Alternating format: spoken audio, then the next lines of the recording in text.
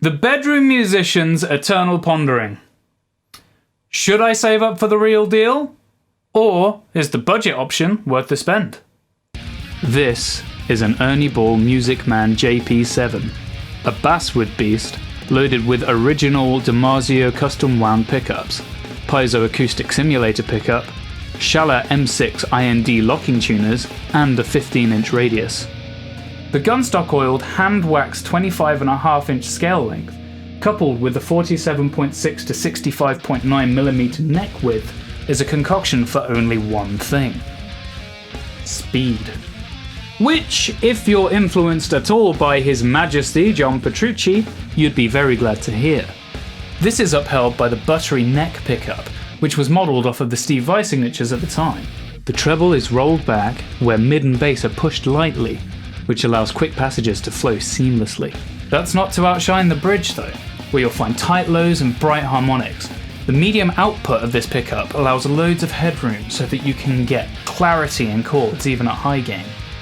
And just look at that paint job. Music Man's finishing is consistently stunning.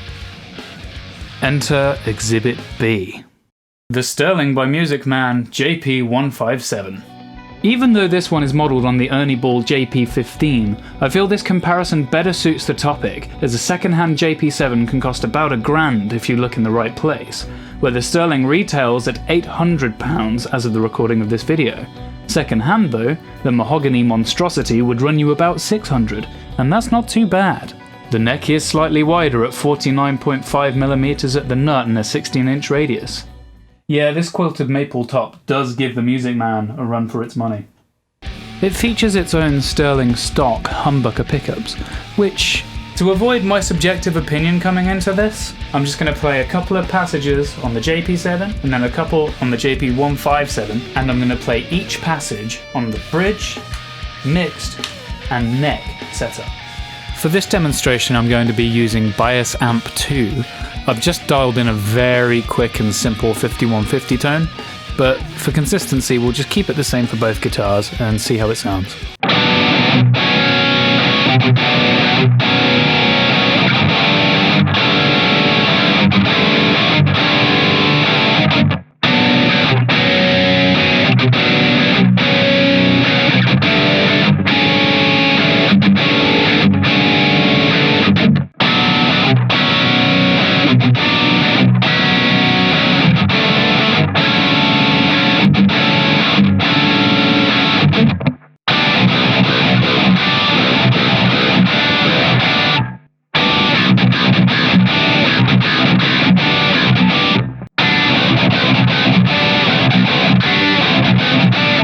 That one doesn't actually constitute as like, it doesn't have to be exactly the same, it's just to get that kind of genty tone.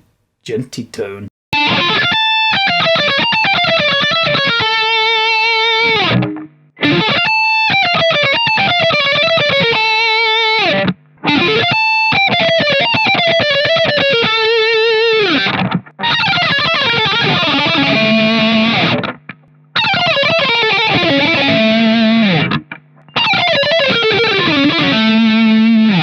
So now the same, or as damn it similar, riffs on the 157.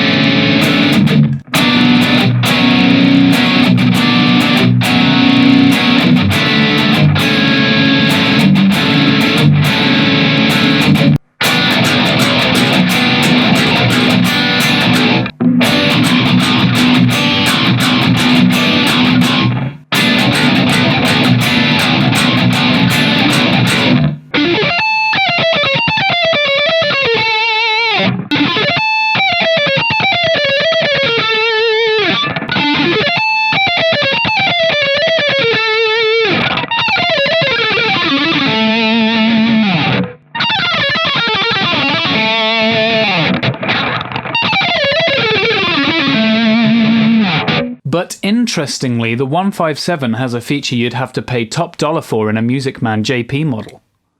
The volume boost. a feature introduced first in the JP13 series for Dream Theater's self-titled run. I'm playing on stage with my JP7, and have become excited. As a result of this, I am attempting to woo a lady in the audience away from my pedal board. The solo's coming up, and I slide into it. No one can hear me. She runs off with the bass playing. Now with the 157 I can continue to seduce the lady, play the solo, and still get rejected. I didn't choose the prog lifestyle. I actually used to own the old JP100 Sterling model, and honestly, the improvements since then are staggering. My main issue was in the bridge. Although Sterling Modern Trem has a little rougher action than the Ernie Ball Piezo bridge, its earlier incarnations featured sharp saddles, which would cause you to run through strings like hot meals. Every time I took it on stage, the overwhelming fear of string breakage caused me to take off the arm completely and eventually sell it. Fear not though, because the 157 has rounded saddles, so I can noodle in confidence. In all honesty, credit where it's due.